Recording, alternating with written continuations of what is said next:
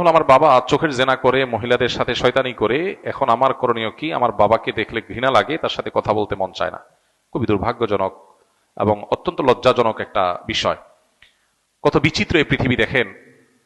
কত বাবা মা সন্তানকে বিপদগামিতা থেকে বাঁচাবার জন্য লড়াই করেন। আছে না অনেক বাপ মা, ছেলেটা নষ্ট হয়ে গেছে, পাগলের মতো অস্থির।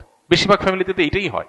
কিন্তু এই প্রশ্নে আমরা দেখলাম উল্টাটা, যে বাবা বেলায়নে যাচ্ছে, বাট ছেলের মধ্যে আল্লাহর ভয় আছে, বা ছেলের মধ্যে সততা তাকওয়া আছে, তে সে এই গুনাহের প্রতি ঘৃণা বোধটা তৈরি হয়েছে, বাবার কর্মে সে বরং বিব্রত এবং অস্বস্তিতে আছে।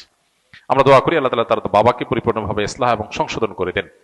যে ভাই প্রশ্ন করেছেন তাকে বলবো, বাবা মা এরকম আমাদের সিনিয়র কেউ যদি কোনো গুনাহে, কোনো অন্যায় লিপ্ত থাকে, খুব স্বাভাবিক আমাদের কষ্ট লাগবে। এই কষ্টের কোনো সীমা নাই, কিন্তু মনে রাখতে হবে দিন শেষে আমরা আল্লাহর গোলাম। আল্লাহর দেওয়ার সীমা আমরা ক্রস করব না। বাবা যদি অন্যায় করে, বাবাকে আমি বোঝাবার মতো হলে আমি বোঝাবো, আর যদি এই অন্যায় নিয়ে আমি বোঝাবার মতো না হয়, তাহলে অন্য কাউকে দিয়ে বোঝাবো।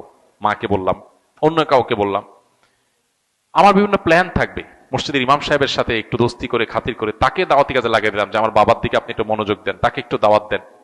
যারা এলাকাতে দাওয়াতি কাজ করেন, বিভিন্ন ইসলামিক অর্গানাইজেশন, মুভমেন্ট, দাওয়াতি কাজের সাথে আছেন, তাদেরকে ধরাই দেন, তারা যেন আপনার বাপকে টার্গেট করে দাওয়াতি কাজ করে তাকে যেন ইসলাহের উদ্যোগ নেয়। আপনি বিভিন্ন প্ল্যান করেন, আর সেই সাথে চোখের পানি ফেলেন। মনে রাখবেন, আবু হুরায়রা রাদিয়াল্লাহু তাআলা আনহুর চোখের পানি তার মায়ের হেদায়েতের কারণ হয়েছিল।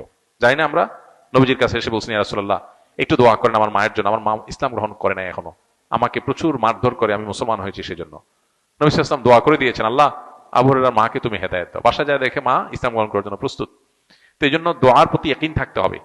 নবী সাল্লাল্লাহু আলাইহি ওয়াসাল্লাম বলেছেন, উদু আল্লাহ ওয়া আনতুম মুকিনুনা বিল ইজাবাহ, আল্লাহর কাছে দোয়া করবা ইয়াকিন নিয়ে, যে আমার দোয়ায় কাজ হবে। দোদুল্যমনা, সংশয় নিয়ে হবে কি হবে না সে ধরনের মানসিকতা নিয়ে দোয়া করলে দোয়া কবুল হবে না। এই জন্য আপনার বাবার জন্য আপনি দোয়া করেন, অন্যদেরকে দিয়ে বুঝান, খবরদার আপনি নিজে তার সাথে ব্যবহার খারাপ করতে যাবেন না। এটা খুব অ্যাসিড টেস্ট, অগ্নি পরীক্ষা, যে বাপ উল্টাপাল্টা করবে, আবার কিছু বলাও যাবে না বাপ সেদিন শেষে। তো এই পরীক্ষা আপনাকে জিততে হবে। আমরা দোয়া করি আল্লাহ তাআলা আপনার বাবার হেদায়েত নসিব করুন। চেষ্টার পরেও যদি তিনি তার পথ থেকে ফিরে না আসে, তাহলে সেক্ষেত্রে আপনি সন্তান হিসেবে যতটুকু